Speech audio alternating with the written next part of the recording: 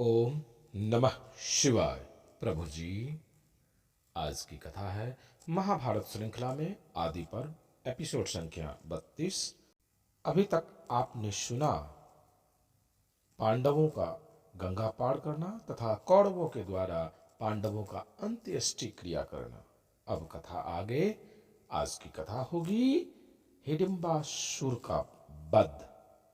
आइए यात्रा को आरंभ करते हैं। प्रभु जी, वैशंपायन जी कहते हैं, जन्मेजय, जिस वन में युधिष्ठिर आदि सो रहे थे उससे थोड़ी ही दूर पर एक साल वृक्ष था। उस पर हिडिंबासुर बैठा हुआ था। वह बड़ा क्रूर, पराक्रमी एवं मांस भक्षी था। उस समय उसे भूख लगी थी। मनुष्य की गंध पाकर उसने पांडवों की ओर देखा और फिर अपने बहन हिडिंबा से कहा, बहन, आज बहुत दिनों के बाद मुझे अपना प्रिय मनुष्य मांस मिलने का सुयोग दिखता है। आज मैं ताजा ताजा गर्म खून पीऊंगा। तुम इन मनुष्यों को मारकर मेरे पास ले आओ। अपने भाई की आज्ञा मानकर वह राक्षसी बहुत जल्दी जल्दी पांडवों के पास पहुंची। उसने जाकर देखा कि कुंती और युधिष्ठिर आदि तो सो रहे हैं, लेकिन महाबली भीमसेन जाग रहे हैं। भीमसेन के विशाल शरीर और परम सुंदर रूप को देखकर हिडिंबा का मन बदल गया और वह सोचने लगी कि अवश्य ही ये मेरे पति होने के योग्य है। मैं अपने भाई की क्रूरतापूर्ण बात नहीं मानूंगी, क्योंकि भातृ प्रेम से बढ़कर पति प्रेम है। यदि इन्हें मारकर खाया जाए तो थोड़ी देर तक हम दोनों तृप्त रह सकते हैं, परंतु इनको जीवित रखकर तो मैं बहुत वर्षों तक सुख भोग कर सकती हूँ। यह सोचकर हिडिंबा ने मानुषी स्त्री का सुंदर रूप धारण किया और भीमसेन के पास गई। कुछ संकोच के साथ मुस्कुराते हुए पूछा, पुरुष शिरोमणि, आप कौन हैं? कहाँ से आए हैं? ये सोने वाले पुरुष कौन है? ये बूढ़ी स्त्री कौन है? ये लोग इस घोर जंगल में घर की तरह निशंक होकर सो रहे हैं। इन्हें पता नहीं कि इसमें बड़े बड़े राक्षस होते हैं और हिडिंब राक्षस तो पास में ही है। मैं उनकी बहन हूँ। आप लोगों का मांस खाने की इच्छा से ही उसने मुझे यहाँ भेजा है। मैं आपके सौंदर्य को देखकर मोहित हो गई हूँ। मैं आपसे शपथ पूर्वक सत्य कहते हूँ कि आपके अतिरिक्त और किसी को अब अपना पति नहीं बना सकती। आप धर्मज्ञ हैं, जो उचित समझे करें। मैं आपसे प्रेम करती हूँ, आप भी मुझसे प्रेम कीजिए। मैं इस निर्भक्षी राक्षस से आपकी रक्षा करूंगी और हम दोनों सुख से पर्वतों की गुफा में रहकर निवास करेंगे। मैं स्वेच्छानुसार आकाश में विचर सकती हूँ। आप मेरे साथ अतुलनीय आनंद का उपभोग कीजिए। भीमसेन ने कहा, अरे राक्षसी, मेरी माँ, बड़े भाई और छोटे भाई सुख से सो रहे हैं। मैं इन्हें छोड़कर राक्षस का भोजन बनूं और तेरे साथ काम क्रीड़ा करने के लिए चलूं? यह भला कैसे हो सकता है?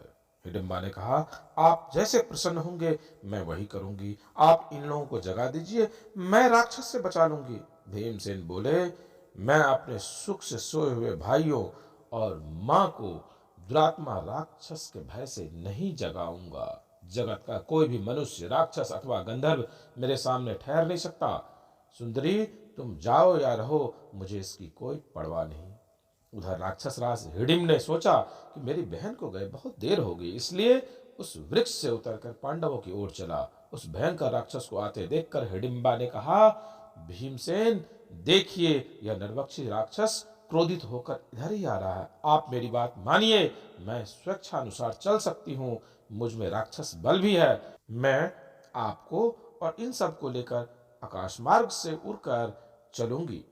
भीमसेन बोले, सुंदरी, तू डर मत। मेरे रहते कोई राक्षस इसका बाल बाका नहीं कर सकता। मैं तेरे सामने उसे मार डालूंगा। मुझे मनुष्य समझकर तू मेरा तिरस्कार न कर। इस तरह की बातें हो ही रही थी कि उन्हें सुनता हुआ हिडिंब वहां आ पहुंचा। उसने देखा कि मेरी बहन तो मनुष्यों सा सुंदर रूप धारण कर खूब सज धज कर भीमसेन को पति बनाना चाहती है। वो क्रोध से तिलमिला उठा और बड़ी बड़ी आंखें फाड़कर कहने लगा, अरे हिडिंबा, मैं इसका मांस खाना चाहता हूं और तू इसमें विघ्न डाल रही है। देख, मैं तेरे सहित उन्हें भी अभी मार डालता हूं। यह कहकर हिडिंब दांत पीसता हुआ अपनी बहन और पांडवों की ओर झपटा। भीमसेन ने उसे आक्रमण करते हुए देखकर डांटते हुए कहा, ठहर जा मूर्ख, तो इन सोते हुए भाइयों को क्यों जगाना चाहता है? मैं तेरे लिए अकेला ही काफी हूं, तो स्त्री पर हाथ न उठा। भीमसेन ने बलपूर्वक हंसते हुए उसका हाथ पकड़ लिया और उसको वहां से बहुत दूर घसीटते हुए ले गया। और वृक्ष उखाड़कर गरजते हुए लड़ने लगे। उनकी गर्जना से कुंती और पांडवों की नींद खुल गई। उन लोगों ने आंखें खुलते ही देखा कि सामने परम सुंदरी हिडिंबा खड़ी है। उनके रूप सौंदर्य से विस्मित होकर कुंती ने बड़ी मिठास के साथ कहा, सुंदरी तुम कौन हो, यहां किस लिए आई हो? हिडिंबा ने तब सारी बातें माता कुंती से बता दी और कहा, देखो इस समय वे दोनों गरजते हुए एक दूसरे को रगड़ रहे हैं। हिडम्बा की बात सुनते ही चारों पांडव उठकर खड़े हो गए और देखा कि वे दोनों एक दूसरे को परास्त करने की अभिलाषा से भिड़े हुए हैं। भीमसेन को कुछ दबते हुए देखकर अर्जुन ने कहा, भाई जी कोई डर नहीं, नकुल और सहदेव मां की रक्षा करते हैं, मैं अभी इस राक्षस को मार डालता हूं। भीमसेन बोले, भैया अर्जुन चुपचाप खड़े रहकर देखो, घबराओ मत, मेरी बाहों के भीतर आकर यह राक्षस बच नहीं सकता। अब भीमसेन ने क्रोध में जल भूनकर आंधी की तरह झपट कर उसे उठा लिया और अंतरिक्ष में 100 बार घुमाकर जमीन पर दे मारा। उसके प्राण पखेड़ू उड़ गए। अर्जुन ने भीमसेन का बहुत सत्कार करके कहा, भाई जी यहां से वर्णावत नगर बहुत दूर नहीं है, इसीलिए यहां से जल्दी निकल चलिए, कहीं ऐसा न हो कि दुर्योधन को हमारा पता चल जाए। इसके बाद माता के साथ सब लोग वहां से चलने लगे। हिडिंबा राक्षसी भी उनके पीछे पीछे चलने लगी। प्रभु जी आज की कथा यहीं विश्राम देते हैं। आगे की कथा पुनः आगे शीघ्र मुलाकात होगी। तब तक के लिए ओम नमः शिवाय।